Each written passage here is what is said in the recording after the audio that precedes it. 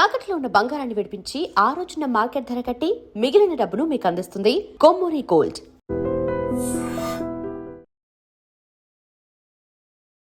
మీరు అజ్ఞేయవాది అని చెప్పుకుంటారు. అసలు ఏంటి అజ్ఞేయవాది? అలాగే మీరు హిందువునని చెప్తారు, టెంపుల్స్ కి వెళ్ళారు. మీరు ఏ ధర్మాన్ని ఫాలో అవుతూ ఉన్నారు? జ్ఞానం అంటే నాలెడ్జ్ కదా. జ్ఞేయం అంటే నోబుల్ అంటే తెలుసుకోగలిగింది. అజ్ఞేయం అంటే మీరు సత్యాన్వేషణ అంటారు కదా. సో మీకేమనిపిస్తుంది, ఎందుకు ఇతర మతాలు ఒక క్లారిటీగా ఉన్నారు, వాళ్ళు ముస్లిం అంటే అల్లా ఒక్కడే, క్రిస్టియన్ అది క్రీస్తు ఒక్కడే, కానీ హిందూ మతంలోనే ఎందుకు? ఇప్పుడు హిందూ మతం అనేటువంటి మనం ఆ లేబుల్ కింద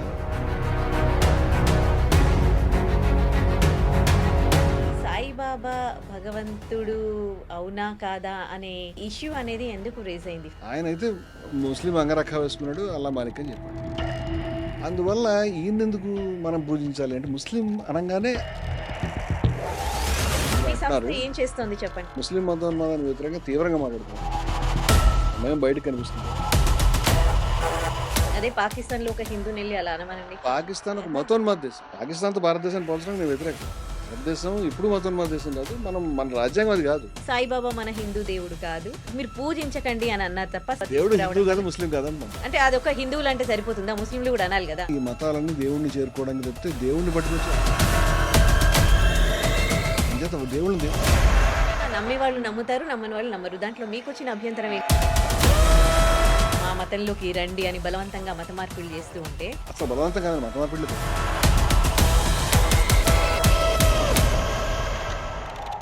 ఐ డ్రీమ్ ప్రేక్షకులకు నమస్తే, నేను ఉదయశ్రీ. ప్రెజెంట్ మనతో పాటు స్టూడియోలో ఇప్పుడు విజయ విహారం రమణమూర్తి గారు ఉన్నారు. విజయ విహారం ఈ పత్రిక 2000 నుంచి 2005 వరకు మామూలు సంచలనాలు సృష్టించలేదు. దీంతో పాటు ఆయన ఎన్నో సంస్థలను నడుపుతూ ఉన్నారు. జై భారత్ సంస్థ, దీనికి ఆయన నేషనల్ జనరల్ సెక్రటరీగా ఉన్నారు. అలాగే హెచ్పిఈ, దీనికి జనరల్ సెక్రటరీగా ఉన్నారు. అలాగే ఎన్నో బుక్స్ రాశారు ఆయన, దాదాపు 50 నుంచి 70 పుస్తకాలు ఆయన రాయడం జరిగింది. సో ఏంటి ఈ సంస్థలు ఎలా పనిచేస్తూ ఉన్నాయి? అలాగే ఈ మధ్య కాలంలో సాయిబాబాకి సంబంధించి చాలా గొడవలు, ఘర్షణలు జరుగుతూ ఉన్నాయి. దీనిపైన కూడా ఆయన స్పందిస్తూ ఉన్నారు, ఆయన అభిప్రాయం ఆయన వ్యక్తం చేస్తున్నారు. సో ఈ నేపథ్యంలోనే మనము రమణమూర్తి గారిని స్టూడియోకి పిలవడం జరిగింది. ఆయనతో మాట్లాడదాం. అసలు ఈ సంస్థలు ఏంటి, ఆయన ముఖ్య ఉద్దేశం ఏంటి, ఆయన ఏం చెప్పదలుచుకున్నారో తెలుసుకుందాం. నమస్తే సార్. నమస్తే. చాలా సంతోషం మీరు మా స్టూడియోకి రావడం. అండ్ ఫస్ట్ మీ గురించి, మీరు అజ్ఞేయవాది అని చెప్పుకుంటారు. అసలు ఏంటి అజ్ఞేయవాది? అలాగే మీరు హిందువునని చెప్తారు, టెంపుల్స్కి వెళ్ళారు. అసలు ఏంటి అంటే మీరు ఏ ధర్మాన్ని ఫాలో అవుతూ ఉన్నారు? టెంపుల్స్కి వెళ్తాను, అంటే నేను ఏదైనా పని మీద వెళ్ళినప్పుడు వెళ్తాను. అయితే అజ్ఞేయవాదం అంటే ఏం లేదండి. ఇప్పుడు సృష్టికర్త, దేవుడు అంటే సృష్టికర్త కదా, సృష్టికర్త ఉన్నాడా లేదా అని. ఆస్తికులు అంటే అస్థి అంటే కలడు అని. ఎవరు కలడు? సృష్టికి కర్త ఉన్నాడు అని. వీళ్ళని సృష్టికి ఒక కర్త ఉన్నాడు, ఆయన దేవుడు అని చెప్పేవాళ్ళని ఆస్తికులు అంటారు. నా అస్థి అంటే లేడు అని. ఎవరు లేరు? సృష్టికర్త లేడు. ఈ సృష్టికర్త లేదు అని చెప్పేవాళ్ళని నాస్తికులు అంటారు. ఇప్పుడు సృష్టికర్త ఉన్నాడని ఉండాలి కదా, ఉండకపోతే ఎలా వస్తుంది అని ఒక ఊహ తప్ప దానికి ఏ రకమైన రుజువు లేదు. అంచేత ఇది రుజువు లేని వాదమే. సృష్టికి కర్త లేకుండానే సృష్టి దానంతటదే వచ్చింది అని నాకు కూడా ఏ రుజువు లేదు. సృష్టి కర్తలని రుజువు చేయాలి నాస్తికులు, వాళ్ళు దాన్ని రుజువు చేయలేదు. ఇది కూడా రుజువు లేని వాదమే. ఇది రెండు కూడా నమ్మకాలు, రుజువు లేని నమ్మకాలు. నిజంగా చెప్పాలంటే మనకేం తెలియదు, దేవుడు ఉన్నాడో లేదో మనకు ఎవరికి తెలియదు. ఈ తెలియదు అనే వాళ్ళని అజ్ఞేయవాదులు అంటారు. జ్ఞానం అంటే నాలెడ్జ్ కదా, జ్ఞేయం అంటే నోబుల్ అంటే తెలుసుకోగలిగింది అని. అజ్ఞేయం అంటే తెలియలేనిది, తెలుసుకోలేనిది, తెలియనిది, మాకు తెలియలేదు. రెండు కూడా విశ్వాసాలే. నేను విశ్వాసాల వెంట వెళ్ళే మనిషిని కాదు. నేను ఖచ్చితంగా హేతు లేకుండా ఏ మాట మాట్లాడను. నాస్తికత్వానికి కూడా హేతు లేదు. వాళ్ళు ప్రూవ్ చేయాలి నా అస్థి అని, వీళ్ళు ప్రూవ్ చేయాలి. ఎవరు ప్రూవ్ చేయట్లేదు. ప్రూఫ్ లేనంత వరకు ప్రూఫ్ లేని వస్తువుగానే చూస్తాం అన్నింటినీ. అంటే మనకు తెలియదు, ఆ విషయం తెలియదు అని చెప్తాం. అంతకంటే ఇది అజ్ఞేయవాదం అంటే. ఇది సమస్య ఏమిటంటే భారతదేశపు తాత్వికతలో ఇంకా హిందూ మతంలో కూడా ప్రధానమైన భావనలు అజ్ఞేయ భావనలు చాలా మంది తెలియదు. వేదంలోను ఉపనిషత్తుల్లోనూ ఇంకా చాలా చోట్ల కూడా అజ్ఞేయపు ఆలోచనలు మనకు ఉన్నాయి. ఇప్పుడు కనిపించే హిందూ మతానికి ఆ వేదకాలంలో లేకపోతే ఉపనిషత్తులో చెప్తున్నటువంటి మతానికి అసలు పోలికలు కూడా లేవు. అంటే హిందూ మతం అని అనుకోరు, హిందూ ధర్మం అనే అనుకుంటారు. ఏదైనా అనండి, పేరే కదా మీరు అనేది. ధర్మం అన్నా, మతం అన్నా, జీవన విధానం అన్నా, లేకపోతే రకరకాల పేర్లు పెట్టుకున్నా ఉన్నదైతే అది. ఇది ఏదైతే ఉందో ఇది సనాతన ధర్మం అని కూడా అంటున్నారు. దానికి ఏ పేరు పెట్టినా విషయం అయితే మారదు. అది ఏదైతే ఉందో వేదకాలంలో వేరేగా ఉంది. ఉపనిషత్తులు వేదం మీద తిరుగుబాటుగా వచ్చాయి. వేదం ఏమిటంటే కర్మకాండ గురించి మాట్లాడింది. వేదానికి ఇప్పుడు మన హిందూ మతంలో ఏ విషయాలు తెలియవండి. ఇప్పుడు ఉదాహరణకి వేదంలో గుడి లేదు. ఎవరైనా వేద ఋషిని మనం తీసుకొచ్చి ఇప్పుడున్న హిందూ మతాన్ని చూపిస్తే ఆయన ఆశ్చర్యపోతాడు, ఈ గుడి ఏంటని. వాళ్ళకి తెలియదు గుడి అంటే. వాళ్ళ వాళ్ళ వాళ్ళ దేవీ దేవతలు కూడా ఇప్పుడు మనం చాలామంది గుర్తుపట్టలేం. ఇప్పుడు రాముడు, కృష్ణుడు, శివుడు, బ్రహ్మ వీళ్ళెవరు కూడా వేదానికి తెలియదు. ఇప్పుడు మనం లింక్ కలుపుకుంటున్నాం అంతే. వేదం యజ్ఞాన్ని గురించి, కర్మకాండ గురించి చెప్పింది. దాంట్లో అనేక మంది దేవీ దేవతలు ఉన్నారు. వాళ్ళకి యజ్ఞం చేయడం గురించి తప్పితే వేరే విషయాలు తెలియదు. అప్పుడు పశువత కూడా ఉండేది, తర్వాత మానేశారు కూడా. ఉపనిషత్తు ఈ కర్మకాండ మీద తిరగబడింది. అసలు సృష్టికి మూలం ఏమిటని సీరియస్గా ఆలోచించింది. అట్లా ఉపనిషత్కారుల ఆలోచనలు చాలా అద్భుతం, ఎక్కడికో వెళ్ళిపోయినాయి. వాళ్ళు వెతికి వెతికి చిట్ట చివరికి తత్వమసి అది నువ్వే అయి ఉన్నావు, అహం బ్రహ్మస్మి అంటే ఇది మొత్తం బ్రహ్మమే. బ్రహ్మం అంటే మనకి మూడు తలకాయల సినిమాల్లో కనిపించే బ్రహ్మ కాదు, పౌరాణిక బ్రహ్మ కాదు. బ్రహ్మం అంటే ఈ సృష్టికి మూలమైనటువంటి పదార్థం, లేదా సృష్టి అంతే ఏదో అసలు పదార్థం ఏంటో దాన్ని బ్రహ్మం అన్నారు వాళ్ళు. దాన్ని ఆ బ్రహ్మం అన్నారు, లేకపోతే ఆత్మ అన్నారు, లేకపోతే ఏమీ అన్నారు, ఎందుకంటే తత్ అంటే అది అన్నారు. అంతే. అంటే అది ఏమిటి, ఎక్కడుంది అని దాన్ని అన్వేషించాలనేది ఉపనిషత్కారుల ఆలోచన. మనం మాట్లాడే దేవుడు, నువ్వు నన్ను రక్షించనే భాషలో లేరు వాళ్ళు. తర్వాత పురాణాలు వచ్చినాయి, తర్వాత ఇతిహాసాలు వచ్చినాయి. ఇప్పుడు బయట చలామణిలో ఉన్నదంతా ఈ పురాణ హిందూ మతం. ఈ పురాణ హిందూ మతంతో సంబంధం లేకుండా చాలామంది ఉన్నారు. ఇప్పుడు కూడా హిందూ మతంలో అనేక శాఖలు. ఇప్పుడు బయట మీకు హిందూ మతం అనగానే రాముడు గుడి, జై శ్రీరామ్ ఇవన్నీ ఉన్నాయి కదా. దీంతో సంబంధం లేకుండా అనేక శాఖలు ఉన్నాయని చాలామంది తెలియదు అసలు. ఎలాంటి శాఖలు ఉన్నాయి అంటే ఇప్పుడు రాముడిని దేవుడిగా అంగీకరించిన శాఖలు కూడా హిందూ మతంలో ఉన్నాయి. ఇప్పుడు ఆర్య సమాజ్ ఉంది, వాళ్ళు వేద హిందూ మతం తప్పితే ఈ రాముడు పురాణాలు ఏ ఒప్పుకోరు. ఎందుకు అన్ని ఇలాంటివి హిందూ మతంలోనే ఉంటాయి కదా, ఎక్కువగా హిందూ ధర్మంలోనే ఉంటాయి ఇలాంటివి.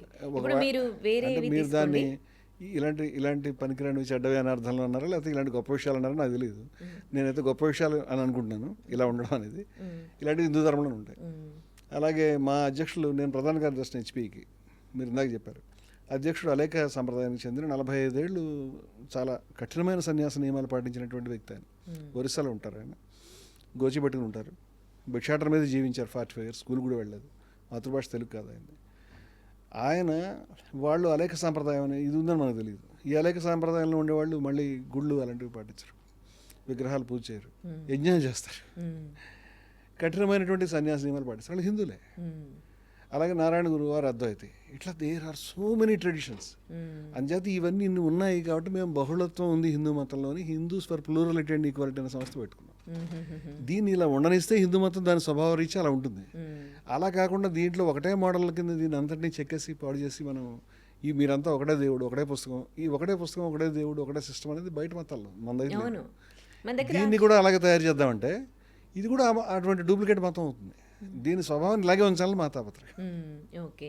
అంటే ఎందుకు ఇట్లా దీంట్లోనే హిందూ ధర్మంలోనే ఇన్ని ఉన్నాయి? మీ అన్వేషణ, మీరు సత్యాన్వేషణ అంటారు కదా, సో మీకేమనిపిస్తుంది? ఎందుకు ఇతర మతాలు ఒక క్లారిటీగా ఉన్నారు, వాళ్ళు ముస్లిం అంటే అల్లా ఒక్కడే, క్రిస్టియన్ అది క్రీస్తు ఒక్కడే, కానీ హిందూ మతంలోనే ఎందుకు ఇన్ని డిఫరెంట్ ఆలోచనలు ఉంటే దాంట్లో తప్పే ఉందండి. దాన్ని మీరు దాన్ని గొప్పతనంగా ఎందుకు చూడలేదు? ఇప్పుడు ద్వైతులు, అద్వైతులు, విశిష్టాద్వైతులు, లేకపోతే ఈవెన్ నాలాంటి అజ్ఞేయవాదులు, ఈవెన్ నాస్తికులు, ఇలాంటి వాళ్ళు కూడా హిందువులే అవుతారు. ఇప్పుడు హిందూ మతం అనేటువంటి మనం ఆ లేబుల్ కింద ఇంతమంది ఇన్ని రకాల ఆలోచనలు ఉండడం అనేది నేను గొప్ప సంపదగా చూస్తున్నాను.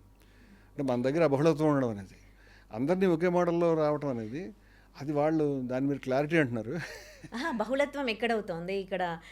బహుళత్వం అంటే రకరకాల ట్రెడిషన్స్, అది ఏ రకమైన డిస్టర్బెన్స్ లేకుండానే మనం ఉన్నామండి. అంటే ఇప్పుడు అనేక సాంప్రదాయ సాధు వస్తే మీ ఇంట్లోకి మీరు రమ్మని చెప్పి ఆయన మంచినీళ్ళు ఇచ్చి భోజనం పెడతారు. వాళ్ళు ఇళ్లలోకి రారులేండి, కానీ అంటే ఒకళ్ళొకళ్ళు గౌరవించుకుంటారు. కానీ మన మధ్య ఏం గొడవలు ఉన్నాయి? ఏ గొడవలు లేవు. ఎవరైనా నేను చెప్పింది సత్యం, మీరు చెప్పింది అంతా అబద్ధమే, మీరు నేను చెప్పింది ఒప్పుకోవాలి అనే మొండితనం ఉంటుంది కదా. ఇది మొట్టమొదటి నుంచి మన దేశంలో లేదండి. మొట్టమొదటి వేదకాలంలో అంటే సుమారుగా 3-4 వేల క్రితమే ఏకం సత్ విప్రా బహుదా వదంతి అంటే ఉన్నది ఒకటే అయినప్పటికీ దాన్ని పండితులు పలు రకాలుగా వ్యాఖ్యానిస్తారు. అంటే పలు రకాలుగా చెప్పుకోండి, మాకు అభ్యంతరం లేదని. జైన మతంలో సప్తభంగివాదం అని ఒక సిద్ధాంతం ఉంది. అంటే సత్యం ఒకటే ఉండదు, 7 సత్యాలు ఉంటాయి ఒకేసారి, వాళ్ళ సిద్ధాంతం అది. అది కూడా ఇండియాదే.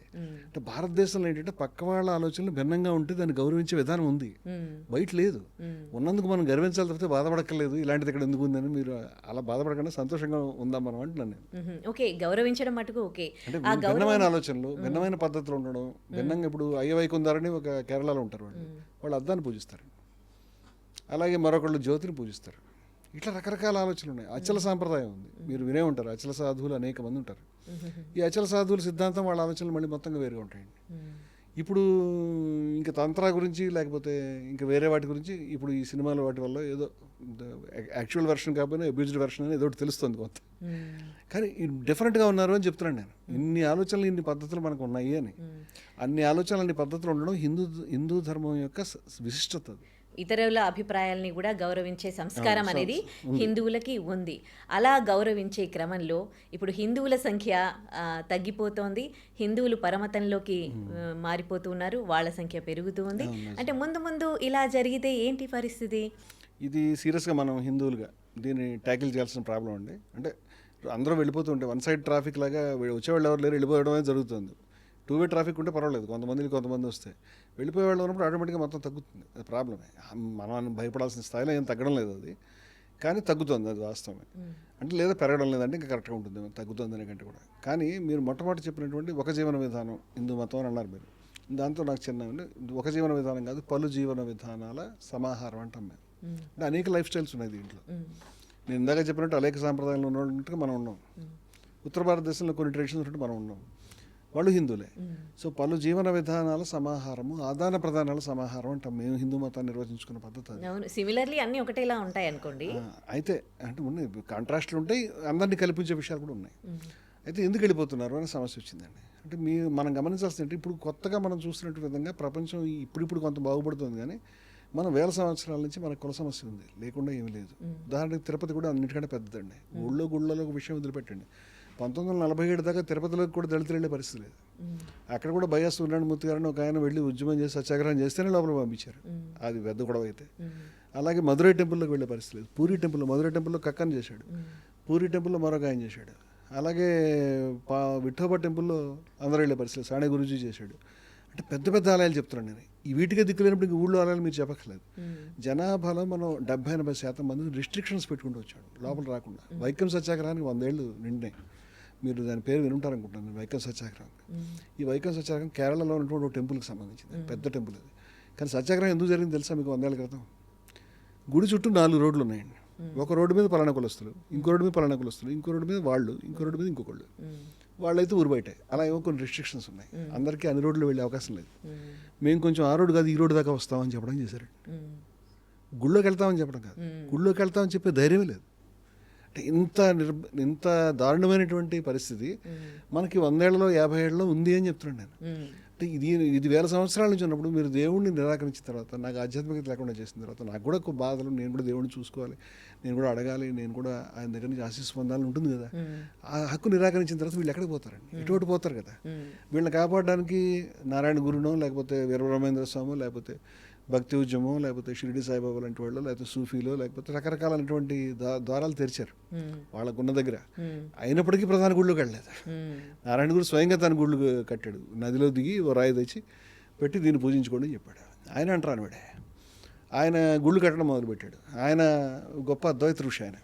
ఇట్లా కొంతమంది పోరాడారు, అయినప్పటికీ జరగాల్సిన నష్టం జరిగిందండి.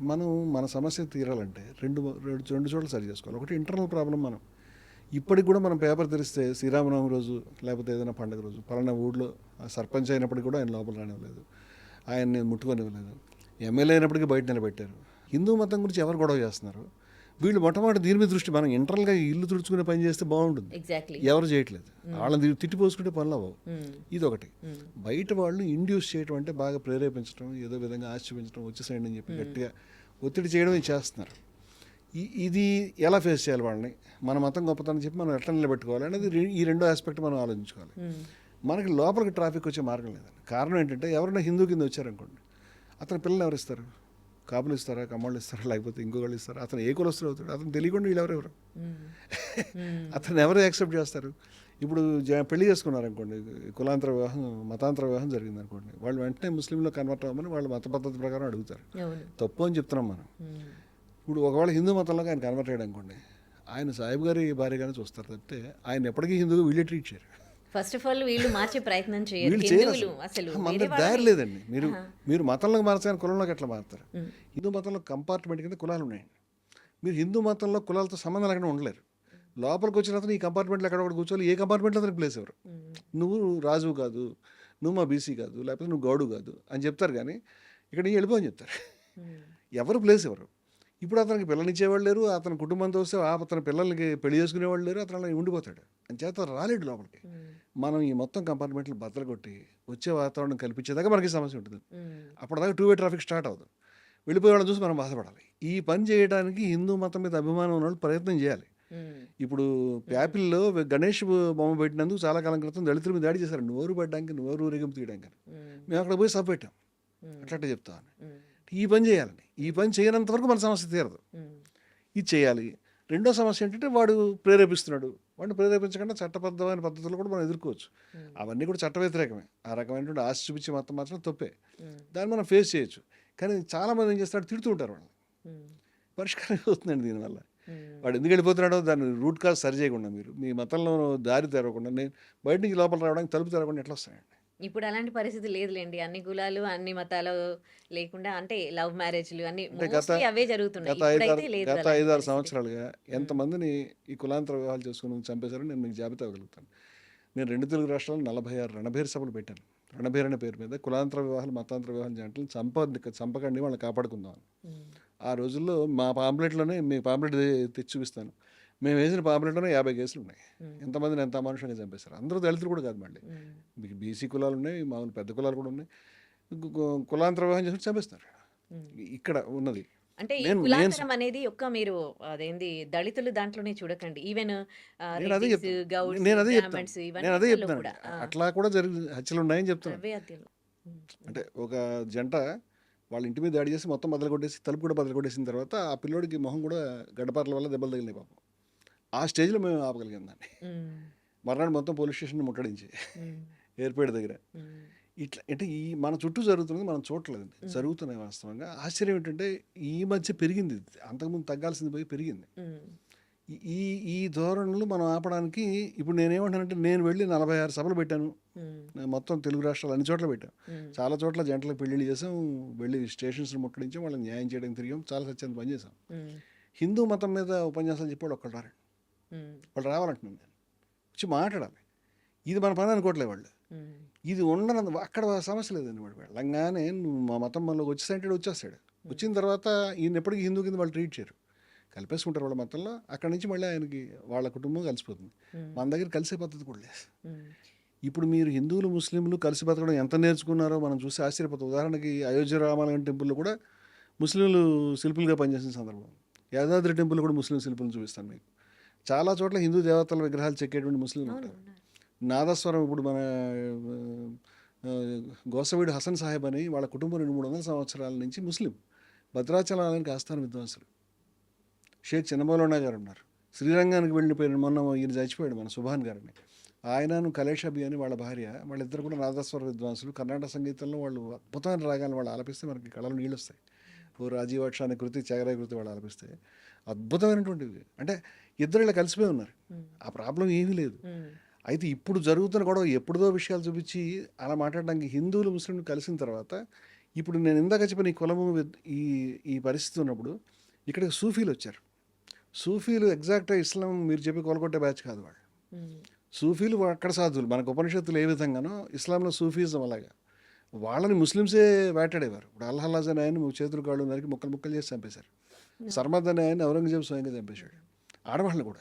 అండ్ ఈ సాయిబాబా భగవంతుడు అవునా కాదా అనే ఈ ఇష్యూ అనేది ఎందుకు రేజ్ అయింది ఫస్ట్? అంటే ఆయన ఎక్కడ పుట్టాడో ఎవరికి తెలియదు. ఆయన అయితే ముస్లిం అంగరఖా వేసుకున్నాడు, అల్లా మాలిక్ అని చెప్పాడు. అది ఒకటే కాదు, ఇంకా చాలా చెప్పాడు, కానీ ఇది చెప్పాడు.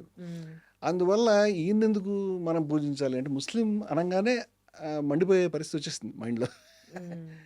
ఇది ఈ రకమైనటువంటి మతాన్ని మార్చేటువంటి ప్రక్రియ ఏదైతే ఉందో దాంట్లో రకరకాలైనటువంటి సాంప్రదాయాలు పద్ధతులు ఉండడానికి వీళ్ళే.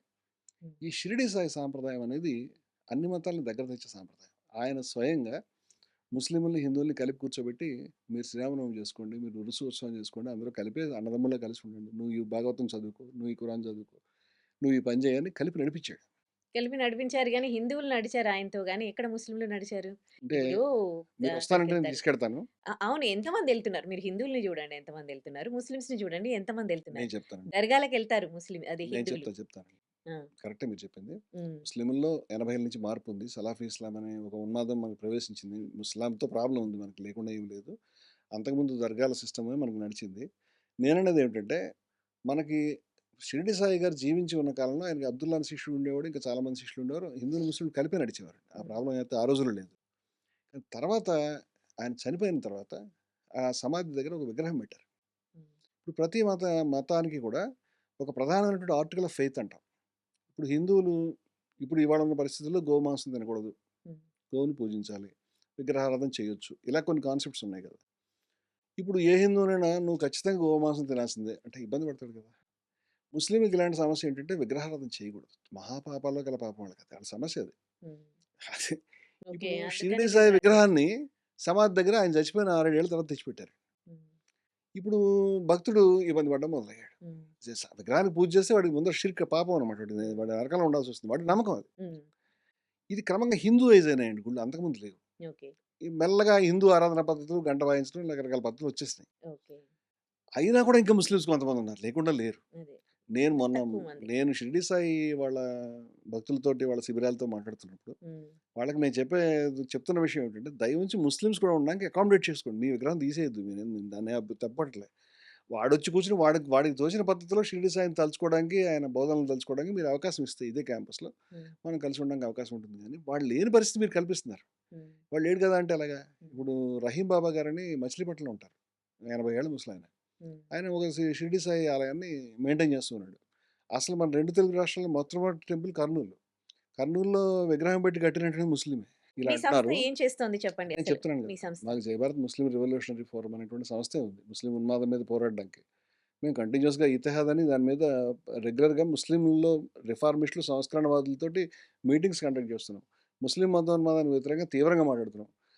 ఎంఐఎంకు వ్యతిరేకంగా మాట్లాడాం. ఎంఐఎం బయటకు కనిపిస్తుంది, జమాత్ ఇస్లాం కనిపించదు. జమాత్ ఇస్లాం ఈజ్ మోస్ట్ డేంజరస్. నేను విజయవిహార్ నడుపుతున్న రోజుల్లోనే నేను ముస్లిం ఫండమెంటలిజం మీద కంటిన్యూస్గా ఆర్టికల్స్ రాశాను. పెహల్గాం దాడి గురించి మాట్లాడారా మీరెప్పుడైనా వీళ్ళ దాంట్లో? ఎందుకు మాట్లాడలేదు? హ్మ్. మీరు అంటే ఏం మాట్లాడారు దాని అంటే గురించి ఇప్పుడు చెప్తారా? బయట చెప్పుకోవచ్చా? నుంచి ఏదైతే ఉగ్రవాదులు వస్తున్నారో వాళ్ళని ఖచ్చితంగా తప్పని చెప్తాం, దుర్మార్గం అని చెప్తాం. లేకపోతే పక్క మతస్థుల్ని కాఫీర్లను లేకపోతే తక్కువ రకంగా చూడడం, వాళ్ళు పనికిరారు అనుకోవడం, వాళ్ళని ఎలాగైనా కన్వర్ట్ చేయాలని చూడడం, దానికి వ్యతిరేకంగా ఎవరు మాట్లాడినా ఖచ్చితంగా మాట్లాడతాం. దాన్ని తప్పనట్లే. కానీ దాని గురించి ప్రతి ముస్లింని ఎందుకు వ్యతిరేకించాలి? నేను ప్రతి ముస్లింని ఎవరు వ్యతిరేకించరు. ఎక్కువ వేలేరు అనే తెలుసా గ్రామానికి హిందువులు వెళ్ళాను. చాలా మంది మొన్న ముస్లిమ్స్. నాకు శ్రీరామ్ చాలా మంది ఫ్రెండ్స్ ఉన్నారు. మన శ్రీరామనవమి జరిగినప్పుడు, మొన్న శ్రీరామనవమి వచ్చింది కదండి, మన హ్మ్. హ్మ్. శ్రీరామనవమి హ్మ్. హనుమాన్ జంక్షన్ దగ్గర వేలేరు అనే గ్రామం ఉంది. ఆ హ్మ్. గ్రామానికి వెళ్ళాను నేను. హ్మ్. అక్కడ శ్రీరామనవమి ఫంక్షన్ జరిగింది. శ్రీరామనవమి ఫంక్షన్ షిరిడి సాయి ఆలయానికి వెళ్ళాం మేము. మహిళలే షిరిడి సాయి ఆలయం నిర్వహిస్తున్నారు, చిన్న ఆలయం అది. అయితే ఈ శ్రీరాముడి విగ్రహాలని, కళ్యాణ విగ్రహాలను తీసుకొచ్చి షిరిడి సాయిబాబా దగ్గర తీసుకొచ్చారు హ్మ్. విగ్రహాన్ని, హ్మ్. టెంపుల్ దగ్గరికి. హ్మ్. అక్కడి నుంచి పానకాన్ని, తర్వాత అక్షింతలన్నీ తీసుకుని వెళ్ళి హనుమంతుడి గుడికి వెళ్ళారు. హ్మ్. వెళ్ళిన వాళ్ళు హిందువులు, ముస్లిమ్స్ అక్షింతలు అవును. తీసుకెళ్ళి అవును. హ్మ్. తర్వాత బొట్లు పెట్టుకున్నారు, హారతులు ఇచ్చారు ముస్లిమ్స్. అవును. యెస్. మొత్తం శ్రీరామనవమి కార్యక్రమంలో వాళ్ళు పాల్గొన్నారు. తర్వాత సాయంత్రం ఉరుసు ఉత్సవం జరిగింది, దాంట్లో హిందువులు పాల్గొన్నారు. 2 జెండాలు పెట్టారు, కాషాయం హ్మ్. జెండా, గ్రీన్ కలర్ జెండా, ఓం గుర్తున్నది, వాళ్ళు నెలవంక గుర్తున్నది. హ్మ్. ఊరంతా పానకాలని హిందూ ముస్లిం మహిళలు ఒకళ్ళ చేతుల నుంచి ఒకళ్ళు లాక్కుని తాగారు. హ్మ్. ఒకళ్ళు తాగిందని ఇంకొకళ్ళు. హ్మ్. అంత ప్రేమ నేను ఎక్కడ చూడలేదు. హ్మ్. మేము ఇంటర్వ్యూ చేసామండి. హ్మ్. ముస్లిం కదా నువ్వు, గుళ్ళోకి వెళ్ళి దండం పెట్టావు, విగ్రహానికి తప్పు కదా, ఎందుకు చేస్తున్నావు ఈ పని? హ్మ్. మాకేం తెలియదండి, మేము ఎప్పటి నుంచో ప్రేమగానే ఉంటాం, మేము అన్నదమ్ములాగే ఉంటాం. హ్మ్. హిందువులు అడిగి ముస్లింలు రాణిస్తున్నావు కదా, వాళ్ళంతా టెర్రరిస్టులు కదా, నీకు భయం ఏంట్లేదు? వాళ్ళు ఎక్కడైనా పాకిస్తాన్లోనో బోర్డర్లకు వస్తారేమో, కానీ మేమంతా కూడా సోదరులు, మా వాళ్ళకి ఏమైనా జరిగితే మేము ఒప్పుకోం, మేమంతా ఇప్పుడు ఇలాగే ఉంటాం. హ్మ్. ఊరంతా చందనోత్సవం అని ఒకళ్ళకొకళ్ళు చందనం రాసుకున్నారు, మన హోలీలాగా. ఆ ఊరంతా కలిసి భోజనం చేశారు. ఇది జరిగింది జస్ట్ మొన్న శ్రీరామనవమికి. హ్మ్. నేను మొత్తం వీడియోలు, ఫోటోలు ఎవిడెన్స్ ఉంది నాకు. హ్మ్. ఇక్కడ హైదరాబాద్లో మేము సంక్రాంతి ఉత్సవం చేసాం. నిజాం నవాబు రౌనక్ యార్ ఖాన్ అని ఉంటాడు, హ్మ్. వందల మంది ముస్లిమ్స్ పాల్గొన్నారు. రౌనక్ యార్ ఖాన్ స్వయంగా హారతులు ఇచ్చాడు, ఉమ్, బొట్లు పెట్టుకున్నాడు. ఉమ్, తర్వాత హిందువులు ముస్లింలు కలిపి మేము హోలీ చేసాం. ఉమ్, ఆయన నా మీద రంగులు వేసాడు, మేము ఆయన మీద రంగులు వేసాం. ముస్లింలు మహిళలు వందల మంది పాల్గొన్నారు. వాళ్ళకి ఆ రోజు అప్పటికి రంజాన్ జరుగుతుంది కూడా, ఉమ్, కలిసే ఉన్నాం, ప్రాబ్లం ఏం లేదు. ఉమ్, అట్లా కలిసేటువంటి విధానం ఎక్కడైనా ఉంటే దాన్ని ఎవరు ఫోకస్ చేయరు, ఉమ్, దాన్ని ఎవరు న్యూస్ చేయరు. ఉమ్, కానీ ఎక్కడైనా కొట్టుకోగానే దాన్ని న్యూస్ చేస్తారు, ఉమ్, ఎవరైనా ఓకే. తిట్టంగానే న్యూస్ చేస్తారు. మరి అది కూడా న్యూసే కదా ఇప్పుడు. అక్బరుద్దీన్ ఓవైసీ తిట్టినా ఉమ్, ఏది 15 నిమిషాలు టైం ఇస్తే మొత్తం నరికేస్తాన్ని ఘోరంగా మాట్లాడాడు. ఉమ్, ఇది న్యూస్ అవుతుంది మనకి, ఉమ్, ఇది అవ్వాలి కూడా. ఉమ్. అతను శిక్ష పడకపోవడం చాలా దురదృష్టం, మనకి శిక్ష పడి ఉంటే బాగుండేది. అదే పాకిస్తాన్ లో ఒక హిందూని వెళ్ళి అలా అనమనండి, అప్పుడేమవుద్ది పాకిస్తాన్ తెలుస్తుంది. వేరు, మనం వేరండి. ఆ దరిద్రపు దేశంతో మనం ఎందుకు ఇప్పుడు పోల్చుకోవాలి? ఇప్పుడు ఇక్కడ కూడా పాకిస్తాన్ ఒక ఆహా, మతోన్మాద దేశం. పాకిస్తాన్తో భారతదేశాన్ని పోల్చడానికి నేను వ్యతిరేకం. భారతదేశం ఎప్పుడు మతోన్మాద దేశం కాదు. మన రాజ్యాంగం అది కాదు. మనం మొదటి నుంచి కూడా మన ఉద్యమం వేరు. వాళ్ళు ముస్లింలు అని ఒక స్టేటస్, ఒక స్టేట్, అది ఒక కంట్రీని మొత్తం అంటే సెపరేట్ తీసుకున్నారు వాళ్ళు అని. తీసుకోలేదండి. ఆ, అంటే దీని వెనకాల లోతుకు వెళ్ళి చూస్తే మీరు చాలా లోతుకు వెళ్ళాలి. ఇప్పుడు ఎందుకంటే వాస్తవంగా వాళ్ళు పాకిస్తాన్లో ఎవరు ఉన్నారో పాకిస్తాన్కి ఓట్లే లేదు. 1946లో జరిగినటువంటి ఎన్నికల్లో ముస్లిం లీగ్‌కు 98% ముస్లిమ్స్ ఉన్నటువంటి నార్త్ వెస్ట్ ఫ్రంటియర్ ప్రావిన్స్‌లో చిత్తుగా ఓడిపోయింది. 4 రాష్ట్రాలు ఉంటాయి ఇప్పుడు పాకిస్తాన్‌లో. ఒక దాని పేరు బలూచిస్తాన్, ఒక దాని పేరు పంజాబ్, ఇంకో దాని పేరు సింధు, ఇంకో దాని పేరు నార్త్ వెస్ట్ ఫ్రంటియర్ ప్రావిన్స్. నేను నార్త్ వెస్ట్ ఫ్రంటియర్ ప్రావిన్స్‌లో ఓడిపోయిందని చెప్పాను. సింధులో అల్లా బక్ష్ సుమ్రో అని ముఖ్యమంత్రి, ఆయన చాలా మంచివాడు. ఆయన్ని రోడ్డు మీద హత్య చేశారు. వాళ్ళు కుట్రపూరితంగా బ్రిటిష్ వాళ్ళ సాయంతో కొంచెం మెజారిటీ ఉన్నట్టు చూపించారు. దానివల్ల దేశం చీలకూడదు. అది తప్పితే వాళ్ళకేం అక్కడ మెజారిటీ లేదు. పంజాబ్లో అసలు ముస్లిం లీగ్‌కి, కాంగ్రెస్‌కి బలం లేదండి. యూనియనిస్ట్ పార్టీ అని ఒక పార్టీ ఉంది. అది బ్రిటిష్ వాళ్ళు అనుకూలమైన పార్టీ. దాంట్లో సిక్కులు, ముస్లింలు, హిందువులు కలిసి ఉంటారు. వాళ్ళది మెజారిటీ, ముస్లిం లీగ్‌ది కాదు. బలూచిస్తాన్ మన దేశంలో భాగమే కాదు. ఈ 4 ప్రాంతాలు కూడా ప్రజలు అసలు పాకిస్తాన్ కావాలని అడగలేదని చెప్తున్నా మీకు. ఉమ్, వాళ్ళకి పాకిస్తాన్ ఎందుకొచ్చిందంటే, ఇక్కడ ఉన్నటువంటి ఈ ప్రాంతాల్లో ఉన్న ముస్లిమ్స్‌ని చిన్న రెచ్చగొట్టి ఓట్లేయించాడు. ఉమ్, ఉత్తరప్రదేశ్‌లోను, అవును. మధ్యప్రదేశ్‌లోను. ఉమ్, ఇక్కడున్న ముస్లిమ్స్ ఓట్లేశారు. బ్యాడ్ లక్ అది. అంటే ముస్లిమ్స్ అంతా కోరుకునే రాజ్యం అది కాదు. అక్కడ దుర్మార్గంగా మతోన్మాద రాజ్యం వాళ్ళు ఏర్పాటు చేశారు. మతోన్మాద రాజ్యం ఏర్పాటు చేస్తే ఏం జరగాలో అంత దరిద్రం జరిగింది అక్కడ. అక్కడ మొత్తం ఆ వ్యవస్థలు నాశనం అయిపోయినాయి. అక్కడ ముస్లిమ్స్‌లో అహ్మదీస్ మీద ఫస్ట్ దాడి చేశారు, షియాస్ మీద దాడి చేశారు. అంతకుముందే హిందువుల మీద దాడి చేసింది జరిగిపోయింది. ఇప్పుడు అక్కడ ప్రతినిత్యం బాంబు దాడులు, ప్రతినిత్యం గోల కింద ఉంటుంది. ఉమ్, అంటే అవును. ఇప్పుడు మన దేశంలో కూడా మతోన్మాద వ్యవస్థ, ఒక ముస్లిం మతోన్మాద వ్యవస్థ ఒకటి ఏర్పడింది అనుకోండి. అది ఫస్ట్ చేసే అపకారం హిందువుల కంటే ముస్లిమ్స్‌కి ఎక్కువ చేస్తుంది, వాళ్ళ వ్యవస్థల మీద. ఇక్కడ మనకి మహమ్మద్ ప్రవక్త బర్త్‌డే జరుగుతుంటే ఇక్కడ ప్రశాంతంగా ఊరేగింపులు జరుగుతాయి. పాకిస్తాన్‌లో బాంబు దాడులు జరుగుతాయి. పాకిస్తాన్‌లో ప్రతి ఒక్క దర్గా మీద బాంబు దాడి జరుగుతుంది. అయితే ఈ ఇవన్నీ చెప్పడానికి అంటే హిందువులకి చెప్పడానికి ఈ గురువులంతా వచ్చారా? ఎందుకు వీళ్ళ ఆ, ఆ, అంటే వీళ్ళు ఏ ముస్లిమ్స్‌నో, ఏ క్రిస్టియన్స్‌నో ఎందుకు ఇన్స్పైర్ చేయలేకపోయారు? ముస్లిమ్స్‌ని, క్రిస్టియన్స్‌ని ఎందుకు ఇన్స్పైర్ ఇన్స్పైర్ చేయలేకపోయారు? చేసినటువంటి విధానం ఉందండి. అంటే నేను ఈ పాయింట్‌కి వస్తున్నాను. ఇప్పుడు మనకి మొట్టమొదటి ఢిల్లీ సుల్తాన్లు వాళ్ళ పరిపాలన పీరియడ్ అయిపోయిన తర్వాత, అక్బరు వాళ్ళంతా వచ్చిన తర్వాత అది హిందూ ముస్లింల యొక్క సమైక్య సామ్రాజ్యంగానే ఉంది. ఔరంగజేబు దాన్ని బ్రేక్ చేశాడు వాస్తవంగా. ఔరంగజేబు మతోన్మాది. ఆయన పెద్దన్న దారాషికో అట్లాంటి వాడు కాదు. దారాషికో అయితే ఉపనిషత్తులను ట్రాన్స్లేట్ కూడా చేయించాడు. అక్బర్ గారి ఫతేపూర్ సిక్రీ నేను స్వయంగా వెళ్ళి చూశాను. ఆయన అంతఃపురంలో ఇవాళకి కృష్ణుడు బొమ్మలు ఉన్నాయి, జైనుల యొక్క తోరణాలు ఉన్నాయి. వాళ్ళు మత సమన్వయాన్ని కోరుకున్నారు. అలా కోరుకోపోయి ఉంటే అసలు ఈ ముస్లిమ్స్ నిలబడిపోయేవారు, ఇక్కడ వెళ్ళిపోయారు మొత్తానికి. ఉమ్, అటువంటి సమన్వయం వచ్చింది. ఆయన మంత్రులంతా హిందువులే, ఆయన రాణులు కూడా హిందువులే. అట్లా అది హిందూ ముస్లింల యొక్క సమైక్య సామ్రాజ్యంగా ఉంది. ఔరంగజేబు ఆ ట్రెడిషన్ని బ్రేక్ చేశాడు యాక్చువల్గా. అలాగే సూఫీలు ఆ కాలంలో చాలా గొప్పగా ఆపరేట్ చేశారు. అక్బర్ కూడా సూఫీ భక్తుడే. శివాజీ కూడా, ఇప్పుడు శివాజీ గారు షాజీ షరీఫ్జీ అని తన శివాజీ తాతగారు తన కొడుకులకి పేర్లు పెట్టుకున్నాడు, షాజీ షరీఫ్జీ అని. ఆ షాజీ షరీఫ్జీ ఒక పీర్ అనమాట, ఒక సూఫీ. ఆ సూఫీ యొక్క భక్తుడు ఈయన. తన పిల్లలు పుట్టకపోతే వాళ్ళని అడిగితే అలా పుట్టారు. ఉమ్, దాంట్లో మళ్ళీ రెండో తరం శివాజీ. ఈ ఈ షాజీకి పుట్టాడు ఆయన. శివాజీ కూడా సూఫీలు అంటే అభిమానమే. అట్లాగా మన భారతదేశంలో గొప్ప రాజులంతా కూడా సమైక్యతని, సమన్వయాన్ని కోరుకుని పనిచేశారు. అలా కారణాలు మట్టిలో కలిసిపోయారు. అయితే 1980లో మార్పు వచ్చింది మన దగ్గర. ఉపఖండంలో మొత్తంగా బరేలు ఇస్లాం అంటాం, ఈ సూఫీజాన్ని గౌరవించే ముస్లింలే ఉండేవారు. కానీ ఆఫ్ఘనిస్తాన్లో, అంటే అప్పుడు ఈ 2 ప్యారలల్ ప్రపంచాలు, మనకి 2 అగ్రరాజ్యాలు ఉండేవి. ఒక పక్క సోవియట్ యూనియన్, మరో పక్క అమెరికా. ఉమ్, ఈ ఇద్దరు కూడా ఈ 2 మల్ల యోధుల మాదిరిగా, ఈయన అడుగేస్తే ఇటేస్తాడు, ఆయన వెనక్కి తప్పుకుంటే ఆయన ముందుకు వస్తాడు. అట్లా ద్వంద్వ యుద్ధం నడిచేది. ఆఫ్ఘనిస్తాన్ సోవియట్ యూనియన్ బార్డర్లో ఉంది. వాళ్ళు దాన్ని ఆక్రమించారు 1979లో. వాళ్ళు దాన్ని ఆక్రమిస్తే అమెరికా వచ్చి కూర్చుంది. ఎక్కడంటే పాకిస్తాన్లో. వాళ్ళ లక్ష్యం ఏంటంటే దీన్ని ఖాళీ చేయించాలి. అక్కడ వాళ్ళు ఈ ఉగ్రవాదానికి సంబంధించిన స్కూల్స్ పెట్టించి సౌదీ అరేబియాతో, అమెరికా వాళ్ళు సౌదీ అరేబియా డబ్బులు అమెరికా యొక్క డబ్బులు వాళ్ళ యొక్క దానితో కొన్ని వేల మదర్సాలని కొన్ని ఏర్పాటు చేసి ఆయుధాలను తయారు చేసి ఉగ్రవాదులు తయారు చేశారు స్వయంగా. అప్పటిదాకా లేదు. వాళ్ళ లక్ష్యం ఏంటంటే ఆఫ్ఘనిస్తాన్ విముక్తి చేయడం. జనరల్ జియావుల్ హక్ అప్పుడు దానికి పాకిస్తాన్లో ఉన్నాడు. ఆయన కోరుకున్నది ఏంటంటే, సరే మీకు ఆ పని చేసి పెడతాను, మాకు కూడా కొంచెం కొంతమందిని కాశ్మీర్ పంపిస్తాను, ఇండియా పంపిస్తాను. ఇట్లా సలాఫీ ఇస్లాం అనేది సౌదీ అరేబియా బ్రాండ్. ఇది ఉపఖండం లేదు, దీన్ని దిగుమతి చేశారు. ఈ జనరేషన్లో ఇప్పుడు Jamaat Islami most dangerous party. Jamaat ఇస్లామీని ఇక్కడ మన ఔరంగాబాద్లో ఉన్న మౌదూదీ గారు ప్రారంభించాడు. ఆయన తర్వాత పాకిస్తాన్ వెళ్ళిపోయాడు. కానీ జమాతే ఇస్లామీ 3 ప్రాంతాల్లో ఉంది, బంగ్లాదేశ్లోను, ఇండియాలోను, పాకిస్తాన్లోను కూడా. దీని ఎంత డేంజర్ పార్టీ అనేది ఎవరికి తెలియదు, పరమ దుర్మార్గమైన పార్టీ అది. ఇప్పుడు ఈ జమాతే ఇస్లామీకి ఈ ఉగ్రవాదులు ఇది ఉగ్రవాదులు వాళ్ళు జమాతే ఇస్లామీ డైరెక్ట్గా వాళ్ళు ఆయుధాలు పట్టుతారు కానీ సిద్ధాంతం అంతా వాళ్ళదే. వీళ్ళు దర్గాలకు వ్యతిరేకం, వీళ్ళు హిందూ మతం సమన్వయానికి వ్యతిరేకం. ఈ సిద్ధాంతం 80ల్లో భారతదేశానికి విషయాన్ని ఇంజెక్ట్ చేసినట్టు చేశారు. ఇప్పుడు ఈ సలాఫీ ఇస్లాం మెల్లమెల్లగా బార్డర్స్ దాటి మన ఇండియాలో ప్రతి ఒక్క ప్లేస్కి వచ్చేసింది. ఈ జనరేషన్ పిల్లలు ఎవరైనా నాకెందుకు అది ఇస్లాంలో లేదు. ఇప్పుడు మన సాయిబాబా గురించి ఎట్లా చెప్తున్నాం, మనకి దేవుడికి మధ్య ఈనాడు మధ్యలోను ఇవన్నీ కరెక్ట్ కాదు అన్నం మొదలుపెట్టారు. నా మిత్రులే ఉన్నారు చాలామంది అట్లా మాట్లాడేవాళ్ళు. నీ తాతగారు కన్వర్ట్ అయింది, సూఫీజం వాళ్ళు కన్వర్ట్ అయ్యాడు, నువ్వు కనుక ఇప్పుడు ఎందుకు అనుకుంటే అసలు కన్వర్షన్ అవసరం లేదు, వెళ్ళింది వాళ్ళ వల్ల వెళ్ళావు, ఇప్పుడు కొత్తది నేర్చుకుని చెప్పక మాకు అని. ఇప్పుడు సౌదీ మారుతుంది, ఇప్పుడు ఇంటర్నల్ ఈక్వేషన్ మళ్ళీ మారుతుంది. ఇప్పుడు 80ల నుంచి వచ్చిన డెవలప్మెంట్ వల్ల భారతదేశంలో ముస్లింల్లో ఫండమెంటలిజం పెరిగింది కదా, వాస్తవం అది. దర్గాలకు వెళ్ళే విధానం తగ్గిపోయింది, వాళ్ళ ఆలోచనలు పెరిగినాయి. అదే సమయంలో హిందూ మతం పెరిగితే ఈ రెండు కూడా ఒకళ్ళ పెరిగితే ఇంకోళ్ళకి ఈ జ్వరం అంటువ్యాధిలాగా వాళ్ళకి వచ్చేస్తుంది. వాడిని చూసి వీడిని చూసి వాడు ఇమిటేట్ చేసుకుంటూ పెంచుకుంటారు. ఇప్పుడు ముస్లిమ్స్ అంతా వాళ్ళు భయానికలు ఉన్నాయి, వాళ్ళకి వాళ్ళే మాట్లాడుకుంటారు, వాళ్ళకి వాళ్ళే చెప్పుకుంటున్నారు, వాళ్ళకి వాళ్ళే ఇంకా ఖురాన్ చదువుకుంటారు, ఇంకా మతస్థులు అయిపోతున్నారు. అంతకుముందు అలా ఉండేవారు కాదు.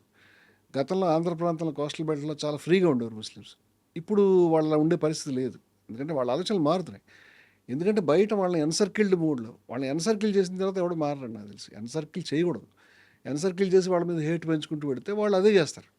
మనం ఫ్రీ చేయాలి, వాళ్ళని ఫ్రీ చేయించే ప్రయత్నం చేయాలి. అంటే మన వల్లే అంత అవుతుందని కాదు, ఇస్లాంలో ఈ రకమైన ఫండమెంటలిస్టుల ధోరణులు రాకుండా చేయడానికి అవసరమైన పని అంతా మనం చేయాలి ఓపిక కూర్చొని. ఆ ఐడియాలజీ చెప్పిన వాళ్ళ గురించి మనం ప్రచారం చేయాలి. మీకు మక్బూల్ షర్వానీ గురించి చెప్పాను.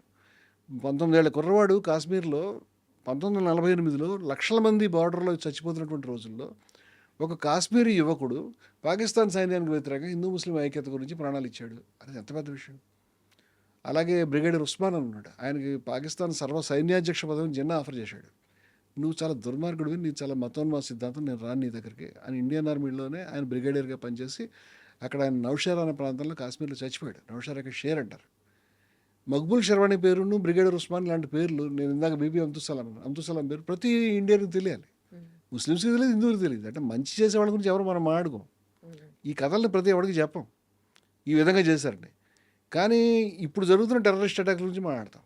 టెర్రరిస్ట్ అటాక్ జరుగుతుంటే కూడా మీద పడి ఆ పోనీ డ్రైవర్, అతని పేరు ఏమిటి, మనం ఇందాక చెప్పారు, ఇప్పుడు అతను అడ్డు వెళ్ళి వెపన్ లాక్కుని చేయడానికి చేసి చచ్చిపోయాడు. అతని గురించి ఎక్కడ ప్రచారం కాలేదు. కానీ ఇది అలా కాకూడదు. మేము కాశ్మీర్లో కూడా పనిచేస్తున్నాం. కాశ్మీర్ నుంచి కయూమ్ నాయక్ అని మా సంస్థలో అక్కడి నుంచి ఒక ముస్లిం వచ్చినాడు, ముసలాయన. ఆయన చెప్పేదాకా నాకు తెలియదు. మా సభలోకి వచ్చిన తర్వాత నేను ఇలాగే మీ ఇలాంటి ఛానల్కి దానికి తీసుకెళ్ళాను. ఈయన కాశ్మీర్ నుంచి వచ్చాడు, ఈయన గన్ తెచ్చాడేమో చూడండి, బాంబు తెచ్చాడేమో కనుక్కుందాం. ఆయన శ్రీరాముడి మీద కవిత్వం రాశాడు, చదివి వినిపించాడు. ఆయన సగమే తెలుసు, అది ప్రేమగానే ఉన్నాడు. మేము బిర్లా మందిర్ తీసుకెళ్ళాము, అక్కడ అర్చకులు మాకు చాలా మిత్రుడు ఆయన సంతోషంగా ఉన్నాడు. అంటే కాశ్మీరియత్ అనేటువంటిది ఒక సిద్ధాంతం ఉందని మనకు తెలియదు. కాశ్మీరీ ముస్లిమ్స్ ఎలా ఉంటారో తెలియదు. దురదృష్టం అంటే కాశ్మీరీ ముస్లిమ్స్కి మనం అన్ని రకాల హక్కులను నిరాకరించి చాలా కాలం అయింది. బయట నుంచి వాటర్ టెర్రరిస్టులు పంపిస్తే వాళ్ళు బాధ్యులు కాదు దానికి. ఇది మనం వేరే మాట్లాడుకోవాల్సిన విషయాలు. ఇస్లాంలో ఫండమెంటలిజం పెరిగిన మాట వాస్తవం. దీన్ని మనం హ్యాండిల్ చేయాలి. హ్యాండిల్ చేసే విధానం మాత్రం వాళ్ళని ఎన్సర్కిల్ చేయడం కాదు. వాళ్ళని ఎన్సర్కిల్ చేసిన తర్వాత మాత్రం ఖచ్చితంగా ఫండమెంటలిజం పెరుగుతుంది. మా భయం అదే, అట్లా జరగకూడదని. ఇక్కడ మొత్తము ముస్లింలను ఎవరు వ్యతిరేకించట్లేదు. మీరు ఎక్కడైనా దాడులు జరిగినా, ఎక్కడైనా బాంబ్ బ్లాస్టులు జరిగినా, ఏ దేశాలపైన జరిగినా మీరు ఒకటి చూసుకోండి, వాళ్ళు ముస్లింలే అయి ఉంటారు. అంటే ఈ పాకిస్తాన్కి సంబంధించి ISIS వాళ్ళు వీళ్ళు అయి ఉంటారు. సో మోస్ట్ ఆఫ్ ది ఇక్కడ నుంచి థ్రెట్ ఉంది కాబట్టి దీని వెనకాల అంటే ISIS పుట్టడం వెనకాల అంటే ఈ మొత్తం ISIS ఒక సంస్థ అండి. వీటన్నిటి వెనకాల ఇంటర్నేషనల్ పాలిటిక్స్ ఉన్నాయని మనం మర్చిపోతున్నాం. ఇప్పుడు ఏమైందంటే ఇరాక్లో సద్దాం హుస్సేన్ పరిపాలించేవాడు. ఆయన పాలనా కాలంలో ఆడవాళ్ళు మామూలుగా తిరిగేవాడు కార్ల మీద. ఇప్పుడు ఆయన్ని దింపడమే లక్ష్యం కింద అమెరికా తన ఈగోకి తన పాలిటిక్స్ భాగంగా ఆయన గురించి చేశారు. అప్పుడు ఐఎస్ఐఎస్ పుట్టుకొచ్చింది. ఇప్పుడు మీరంటే సిస్టమ్ నడవనివ్వాలి. ఖైబర్ పఖ్తూన్ఖా అనే ప్రాంతంలో గఫార్ ఖాన్ పనిచేశాడు. గఫార్ ఖాన్ 18 సంవత్సరాలు మన స్వతంత్రం వచ్చిన తర్వాత పాకిస్తాన్ జైల్లో ఉన్నాడు. తెలుసా మీకు? ఆయన అన్నగారు పాకిస్తాన్లో ఆ ప్రాంతానికి ముఖ్యమంత్రి. ఏది నార్త్ వెస్ట్ ఫ్రాంటియర్ ప్రావిన్స్ అనేటువంటి దానికి. వాళ్ళు భారతదేశం సమైక్యంగా ఉండాలని కోరుకుని చివరి క్షణం దాకా పోరాడినటువంటి వాళ్ళు. ఫస్ట్ మనకు పార్టిషన్ జరిగిన వెంటనే చిన్న వాళ్ళని అరెస్ట్ చేయించి జైల్లో పెట్టించాడు. ఫిరంగులు పంపించి ఊళ్ళలో మనుషులను కూడా వాళ్ళ ఇల్లు కూడా పేల్పించాడు. ఒక చిన్న పుస్తకం లేకుండా చేశాడు. 18 సంవత్సరాలు ఆయన జైల్లో ఉన్నాడు. కానీ ఇది ప్రతిసారి ఆయన దగ్గరికి వచ్చి ఇక పాకిస్తాన్ అంటే కలవాలి, మళ్ళీ సమైక్య దేశం కావాలి, ఒక్కటి మాట మీరు అనకండి, పార్టిషన్ జరిగింది తప్పు అని అనకండి, జరిగిపోయింది, ఆ విషయం వదిలిపెట్టండి అని చెప్పేవారు. ఆయన వెళ్ళే.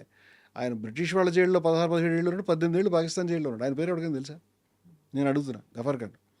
ఇప్పుడు ఇలాంటి వాళ్ళు పోరాడారు. ఆ ప్రాంతంలో ఇవాళ తాలిబాన్ పుట్టుకొచ్చారు. ఇవాళకి గఫార్ ఖాన్ మనవడు ఎవరైతే ఉన్నాడో అస్వేందర్ వలీ ఖాన్ అంటాడు, వాళ్ళతో పార్టీ ఉంది.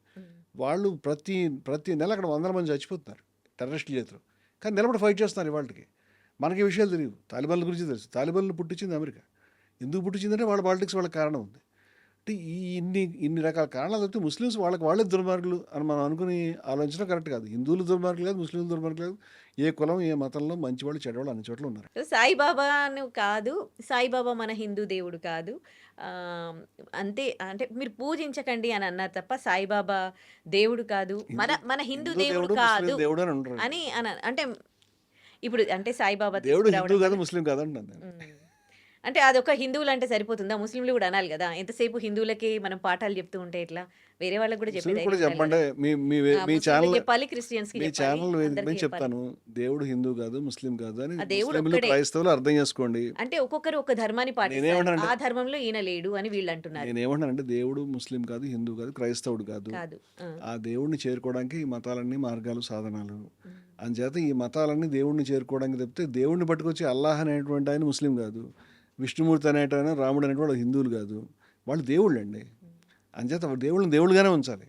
సాయిబాబాకి హిందూ మతంలో ఒక స్పెషాలిటీ ఉందండి. హిందూ మతంలో మనం దేవుడు కావచ్చు, అంటే మిగతా మతాలు లేదు అది. ఎందుకుందంటే మన తాత్వికత ఫిలాసఫీ వేరు వాళ్ళ నుంచి పోలిస్తే. హిందూ మతంలో యూ కెన్ బికమ్ గాడ్. ఏ క్షణాన మీరు బ్రహ్మాన్ని అహం బ్రహ్మస్మి అనేది వాళ్ళకి లేదు. తత్వమసి వాళ్ళకి లేదు. ఇవి మనకు వేదానికి సంబంధించిన మహావాక్యాలు ఇవన్నీ కూడా. సర్వం కల్విదం బ్రహ్మ. తత్వమసి అంటే అది మీరే అయి ఉన్నారు. ఎవరు? దేవుడు మీరే అయి ఉన్నారండి. అహం బ్రహ్మస్మి అంటే బ్రహ్మాన్ని నేనే అని, అఖండము అద్వైన బ్రహ్మాన్ని నేనే అని. ఇలాంటి అద్భుతమైన సిద్ధాంతాలు మన దగ్గర ఉన్నాయి. ఇక్కడ ఆ విధంగా అటువంటి లక్షణాలు కనపరుస్తూ సర్వ సమానత్వాన్ని, ఏ రకమైనటువంటి ఇది లేకుండా నేను ఉపనిషత్తుల్ని తీసి చూపిస్తాను.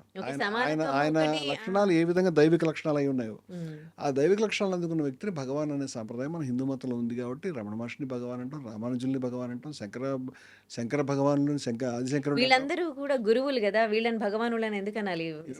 ఆల్రెడీ అంటారు. మీకు తెలియదు? భగవద్ రామానుజులు అంటారు. అంటే ఆయన పేరు మీకు గుర్తుందని మీకు తెలియదు? అలా అంటారు. కానీ ఆయనకి ఇప్పుడు ఏ తిరుపతి టెంపుల్ లాగా, ఉందండి. సమతామూర్తి లాగా, రామాలయం టెంపుల్ లాగా, విగ్రహాన్ని మీరు సమతామూర్తి టెంపుల్కి వెళ్ళి అయినా మీరు ఆ టెంపుల్ అట్మాస్ఫియర్ వేరు కదా. బాడీనే ఉందండి. టెంపుల్ ఉందండి. విగ్రహం పై పెద్ద విగ్రహం కాదు, లోపల చిన్న విగ్రహం ఉన్నటువంటి టెంపుల్ ఉంది. అర్చనలు చేస్తారు, మామూలుగా భగవంతుడిగానే కొలుస్తారు. అది మనం కొలుచుకుంటాం అట్లా. కానీ భగవంతుడు వేరు, గురువులు వేరు.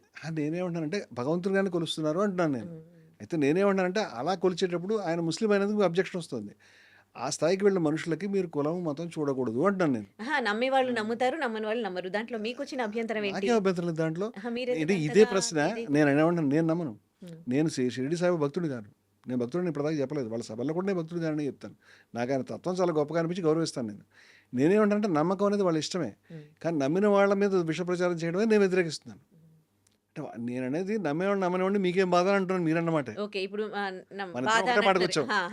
ఒకే మాటకు మీదకి వచ్చారు కదా. మరి ముస్లిమ్స్ కూడా ఇట్లా మా మతంలోకి రండి అని బలవంతంగా మత మార్పులు చేస్తూ ఉంటే, బలవంతంగా మత మార్పిడులు ఎవరు చేసినా తప్పే, ముస్లిమ్స్ చేసినా తప్పే, క్రైస్తవులు చేసినా తప్పే, హిందువులు చేసినా తప్పే. ఎవరైనా బలవంత మత మార్పిడులు చట్ట వ్యతిరేకం, అన్యాయం. అసలు బలవంతం కాదని మత మార్పిడులే తప్పు. మత మార్పిడి చేయాలనే కార్యక్రమాన్ని కలిగి ఉండడం అనేది నువ్వు తక్కువ రకం మతంలో ఉన్నావు, నేను నిన్ను మార్చాలి, నీ మతం హీనమైంది అని అనుకుంటాడు మనిషి. అది అహంకారం. అది ఆ రకమైన ఆలోచన చేయడం అనేది సమాజంలో విద్వేషాలు దారితీస్తే మత మార్పిడి చేయాలన్న ఆలోచన వదులుకోమని చెప్తున్నాం మేము ఓపెన్గా. అది తప్పది, అవసరం ఏం లేదు. క్రీస్తుని యొక్క మంచి ఆలోచనలు మేము తీసుకుంటాం. కావాలంటే ఆయన శర్మనంది మౌంట్ చదువుకుంటాం, నాకు నచ్చింది. నేను ఎందుకు క్రైస్తవుడిగా మారాలి? ఉపనిషత్తులు ఎందుకు పక్కన మారేయాలి? అవసరమైతే ఖురాన్లోని గొప్ప విషయాలు కూడా తీసుకుంటాం. ఒకళ్ళ విషయాలు ఒకళ్ళు తీసుకోవచ్చండి. తీసుకోండి. వాళ్ళు కూడా ఓకే. ఉపనిషత్తులు తీసుకోమని అంటున్నాం. ఓకే. వాళ్ళకి మీరు ఉపనిషత్తుల్ని, ఎలాంటి గీతని లెక్చర్స్ మీరు ఇస్తారు? తీసుకోండి. వాళ్ళకి మీరు వాళ్ళకి కూడా ఎలాంటి లెక్చర్స్ చెప్తున్నాను ఇస్తారు? నేను. క్రైస్తవులకు మీరు ఏం లెక్చర్స్ ఇస్తారు? మేము ఏం వాళ్ళు చెప్తున్నామంటే వెహికల్స్ తీసుకొని ఉపనిషత్తుల్ని, సండే గీతని అయిందంటే తీసుకోండి. బయటికెళ్తారు. అందరిని కాదండి. మతం మార్చుకోమని చెప్తూ ఉంటారు. వాళ్ళకి అందరూ అలా పుట్టిస్తూ ఉంటారండి. ఉంటారు. అంటే కొందరు చేస్తున్నారు. మీకు కొన్ని నేను ఏమంటున్నానంటే అలా చేసే వాళ్ళకి వాళ్ళు ఎంతమంది అని ఉన్నారంటే పక్కన పెడదాం. ఓకే. మీరు చెప్పినట్టు అందరూ అనుకుందాం ఒక మాటకి. ఊరికే లాజిక్‌కి. నేనేమంటాను వాళ్ళు చేస్తే అలా చేయకండి. మీరు ఏ మతాన్ని మార్చాలని ప్రయత్నం చేయకండి. మీ మతమే కాకుండా మిగతా కూడా తెలుసుకోండి. ఉపనిషత్తులు తెలుసుకోండి, గీత తెలుసుకోండి. వివేకానంద చెప్పిన మాటలండి ఇవన్నీ చికాగోలో చెప్పాడు. నా మతమే ఉండాలని, నీ మతం మారిపోవాలని అది పిచ్చిది తగ్గించుకోను అని చెప్పాడు. అది నెరవేరే పని కాదు. ఒక మొక్క పెరుగుతోంది అంటే ఆ మొక్క సూర్యరశ్మిని తీసుకుంటోంది, మట్టిని తీసుకుంటోంది, నీళ్ళని తీసుకుంటోంది. తీసుకున్నా కూడా అది సూర్యరశ్మి అవ్వట్లేదు. అది మట్టి అవ్వట్లేదు. నీళ్ళు అవ్వట్లేదు. తనదైన మొక్క పదార్థంగా పెరుగుతుంది. వివేకానంద చెప్పాడు నా మాట కాదు. అదే విధంగా నువ్వు నీ మతంలో ఉండు. బయట విషయాలు కూడా తీసుకో. నీదైన విధంగా పెరుగు. హ్మ్. అంచేత భారతదేశానికి వేదాంత మేధస్సు, ఇస్లాం శరీరం కావాలని చెప్పాడు వివేకానందుడు. హ్మ్. వేదాంత బ్రెయిన్ అండ్ ఇస్లాం బాడీతో పెరగాలి ఈ దేశం అని చెప్పాడు. హ్మ్. ఆ వేదాంత బ్రెయిన్ అండ్ ఇస్లాం బాడీ అనేది సజీవ సాక్షాత్కార రూపం షిరిడి సాయిబాబా. ఆయన దగ్గర వేదాంత మేధస్సు ఉన్నది. ఆయన ఉపనిషత్తుల భాష మాట్లాడాడు. ఆయన ఇస్లాం ఆహార్యంలో కనిపించాడు. అందరినీ కలిపి నడిపించాడు. అంచేత వివేకానందుడు, షిరిడి సాయిబాబా, గాంధీ గారు, నారాయణ గురు ఇలాంటి మహనీయులు మతాలను దాటి వాటిలో ఉన్న వ్యవస్థలో ఉన్నారు. వాళ్ళు ఈ దేశంలో మతాలను నిలబెట్టారు. గఫార్ ఖాన్ ఉన్నాడు దీంట్లో మహానుభావుడు ఆయన. ఇటువంటి మహనీయుల వల్ల ఈ వ్యవస్థ నిలబడుతుంది. అలా కాకుండా ముస్లిమ్స్ అనగానే గఫార్ ఖాన్ కాకుండా ఈ కాసిం రజ్వీను లేకపోతే ఈ ఓవైసీలను లేకపోతే ఔరంగాబాద్లో ఉన్నటువంటి మౌదూద్దీన్ ఎందుకు ఎగ్జాంపుల్ తీసుకోవాలి మనం? వాళ్ళు మతంలో భ్రష్టులు. అలాగే హిందూ మతం అంటే గొప్ప గొప్ప ఎగ్జాంపుల్స్ నారాయణ గురును, గాంధీ గారినో లేకపోతే రాజా రామ్మోహన్ రాయ్నో లేకపోతే మన భగవద్ రామానుజులను లేకపోతే ఆదిశంకర్లో వీళ్ళని తీసుకోవాలి ఎగ్జాంపుల్ కదా. అంతేగాని గాడిసిన లేకపోతే మరో దుర్మార్గుడు లేకపోతే హత్యలు చేసిన వాడిని, రేపులు చేసిన వాళ్ళు కాదు కదా. మనకు అవసరం లేదు వాళ్ళని ఎగ్జాంపుల్ తీసుకోవడానికి. ప్రతి మతంలో కూడా ఇలాంటి చెడ్డవాళ్ళు మంచివాళ్ళు ఉంటారు. మంచివాళ్ళని ఎగ్జాంపుల్గా తీసుకుంటూ ముందుకెళ్ళాలి. ముస్లింలకి, క్రైస్తవులకి ఖచ్చితంగా చెప్తాం మత మార్పిడులు తప్పు చేయకండి అని చెప్తాం. అంతకంటే ఏం చెప్పమంటారు? ఓకే. సో, అలా మారుతున్న వాళ్ళకి ఏం చెప్తారు? మారాల్సిన అవసరం లేదు. మీరు కావాలంటే మీకు నచ్చిన సిద్ధాంతం మీరు తెలుసుకోండి. ఇప్పుడు సైన్స్ ఉందండి. సైన్స్‌లో న్యూటన్ కొన్ని విషయాలు కనిపెట్టాడు. ఐన్‌స్టైన్ కొన్ని విషయాలు కనిపెట్టాడు. మేము న్యూటన్ మతస్థులు ఉండి ఐన్‌స్టైన్ మతం నమ్మమని చెప్తారా ఎవరైనా? మేము కాదండి మేము న్యూటన్ మతస్థులు, ఐన్‌స్టైన్ మతం కాదండి మేము డార్విన్ మతస్థులం అండి. మేము మిగతా 2 ఒప్పుకోమని ఎవరైనా అంటారా? సైన్స్ అనేది కొత్త కొత్త సిద్ధాంతాలు ఎవరో కనపడితే దాన్ని తీసుకొని ముందుకెళ్తుంది. ఆధ్యాత్మికమైన సైన్స్ కూడా అలా ఎదగాలి. అసలు మతాలు అక్కర్లేదండి. యేసుక్రీస్తు చెప్పినటువంటి మంచి విషయాలు మొత్తం అందరూ ప్రపంచ మానవాళికి కావాలి. ఉపనిషత్తు చెప్పిన మంచి విషయాలు హిందువులకు కాదు మొత్తం మానవాళికి కావాలి. భగవద్గీత చెప్పిన మంచి విషయాలు మొత్తం మానవాళికి కావాలి. ఖురాన్‌లో పనికొచ్చే విషయాలు ఖచ్చితంగా మానవాళికి కావాలి. బైబిల్‌లో పనికొచ్చే విషయాలు మానవులందరికీ కావాలి. వేదాల్లో పనికొచ్చే విషయాలు అందరికీ కావాలి. ఇప్పుడు ఎందుకండి మతాలు? అందరూ అన్ని విషయాలు తెలుసుకుంటూ మనదైన పద్ధతిలో మనం పెరగాలి. మత మార్పిడి చేయడం అంటే మీరు దీంట్లోకి వచ్చేసి ఆ బయటదంతా బయట పడేసేయాలి. నేను ఇందాక చెప్పినట్టు మీరు న్యూటన్ ఒప్పుకోవాలి, ఐన్‌స్టైన్ సిద్ధాంతం ఒప్పుకోకూడదు. అవసరం ఏముందండి? ఇవన్నీ కూడా మంచి విషయాలే. మనిషి నీకు వలె నీ పొరుగువాడిని ప్రేమించమని ఆయన చెప్పాడు యేసుక్రీస్తు. తప్పేముంది దాంట్లో? అనోభద్ర క్రతోయంత విశ్వతః అని వేదంలో ఎక్కడెక్కడ మంచి ఆలోచనలు ఉన్నాయి అవన్నీ మాకు కావాలని ఆ అన్నీ ఉన్నాయి. క్రెడిట్ అంతా కూడా నెక్స్ట్ ఇప్పుడు అది క్రిస్టియన్ దేవుడికి పోతే ఇప్పుడు హిందువులు ఎట్లా ఒప్పుకుంటారు దేవుడు అంటున్నాను. క్రిస్టియన్ దేవుడు, ముస్లిం దేవుడు అన్న మానేద్దాం. ఇప్పుడు క్రిస్టియన్ అవును మరి ఇప్పుడు ఇప్పుడు యేసుక్రీస్తు నేనేమంటే అనంటే హిందూ యేసుక్రీస్తు దేవుడు అంటారా? యేసుక్రీస్తు ఏమంటలేదు. ఇప్పుడు మనకి ఈ విషయం ఎవరు చెప్పలేదని కాదు. రంగనాథానంద గారు రామకృష్ణ మిషన్లో ఆయనకి మీకు పేరు ఉన్నారండి రంగనాథానంద పేరు. ఆయన భారతరత్న ఆఫర్ చేస్తే నాకెందుకు మా సంస్థకి ఇవ్వండి నాకు వ్యక్తిగా ఎక్కలేదని చెప్పిన పెద్ద మనిషి ఆయన. రామకృష్ణ మిషన్ అధ్యక్షులు వారు ఇప్పుడు లేరు. వారు ఏం చెప్పారంటే ఈ మతంలో ఒకదానికొకటి ఇవన్నీ ఒకదానికొకటి కాంప్లిమెంటరీ అండి. యేసుక్రీస్తు నీ వలె నీ పొరుగువాడిని ప్రేమించు అని చెప్పాడు. ఎందుకు ప్రేమించాలి? ఈ ప్రశ్నకి బైబిల్ సమాధానం చెప్పలేదు. ఎందుకు ప్రేమించాలో ఉపనిషత్తు చెప్పింది. ఎందుకంటే అది నువ్వే పొరుగువాడి కూడా నువ్వే కాబట్టి తత్వమసి అని చెప్పింది ఉపనిషత్తు చెప్పాడు. నేనేమన్నానంటే ఓ మాట వినండి. యేసుక్రీస్తు చెప్పింది అర్థం కావడానికి ఉపనిషత్తు పనికి వస్తుంది. ఉపనిషత్తు చెప్పింది అర్థం కావడానికి మరొకటి పనికి వస్తుంది. అంటే ఇవన్నీ కూడా సైన్స్లో ఏ విధంగా సిద్ధాంతాలు ఉంటాయో ఆధ్యాత్మికమైన విషయాలు కూడా అవన్నీ టాలీ అవుతాయండి. ఇప్పుడు అదే విషయం చెప్తారు. మీకు ఇస్లాంలోని గొప్ప విషయాలు, బైబిల్లోని గొప్ప విషయాలు, ఉపనిషత్తులోని గొప్ప విషయాలు, గీతలోని గొప్ప విషయాలు, వీటన్నిటిని బౌద్ధంలోని గొప్ప విషయాలు పక్కన పెడితే అన్నీ ఒకటేనేమో అనిపిస్తాయి. Anyways thank you so much sir. ఇంకా చాలా చాలా టాపిక్ ఉంది. నెక్స్ట్ వీక్ అండి. తప్పకుండా దీని మీద డిస్కస్ చేద్దాం. Thank you so much me valuable time మాకు థ్యాంక్ యూ ఇచ్చినందుకు. Very much. And for more videos, Please subscribe to iDream channel. Subscribe to iDream Media. Please subscribe to iDream. Please subscribe to iDream. Please subscribe iDream. And please subscribe to iDream. For more videos, subscribe to iDream. please like, share and subscribe to the channel. Congratulations, iDream. Subscribe to iDream. Subscribe to iDream. So subscribe to iDream Media. iDream team అందరికి huge congratulations. Please subscribe iDream Media. Please subscribe to iDream. Subscribe iDream. Please subscribe to iDream.